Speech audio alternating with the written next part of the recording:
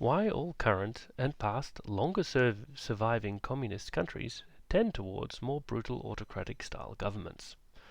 Put simply, it is because they were or are literally forced to, if they want to survive for any length of time at least, due to the incessant external attacks on them by the dominant capitalist world order. Now, this is not an excuse or justification of any individual regime or policy. Scum is scum, capitalist, communist, or otherwise. This is more of an exploration as to why it has often come to this sad state. The many known assassinations, butchers, and coups that the CIA has organized to topple democratically elected governments deemed too socialist is surely only a drop in the ocean compared to the inevitable huge sums of money and nefarious activities dedicated to maintaining the current capitalist world hegemony. Better a corrupt despot than a successful, enthusiastic socialist reformer, it seems.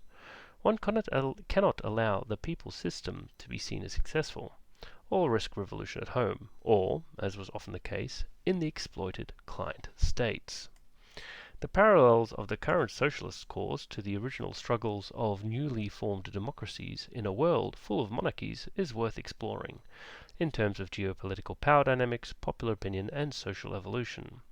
That democracy was even given a foothold to form at all has as much to do with persisting rivalries amongst the global powers of the time, periods of global instability due to war, and pure circumstance than any guaranteed linear peaceful march of social progress.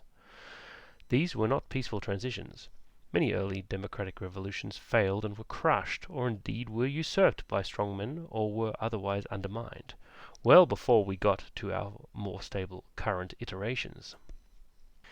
That the USSR became what it was has as much to do with the extensive and active attempts by most of the existing major powers of the time attempting to crush the socialist revolution at its inception by any means necessary than any internal political developments in a vacuum. The USSR, and eventually the Warsaw Pact, started from an infinitely worse position than the USA and subsequent NATO, and the fact that they survived their turbulent inception at all and could eventually appear to punch so far above their own weight to ever be considered a rival and threat to the Western Bloc is improbable in of itself.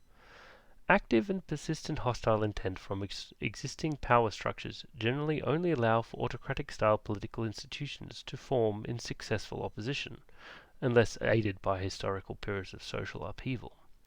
Socialist countries, and here in particular the USSR and later Warsaw countries, have always been the underdog, trying to look like they can punch well above their weight. If one wants to understand why the USSR institutions were so paranoid and aggressive, one should review the circumstances in which they formed, and what opposition they faced from the major powers of the time.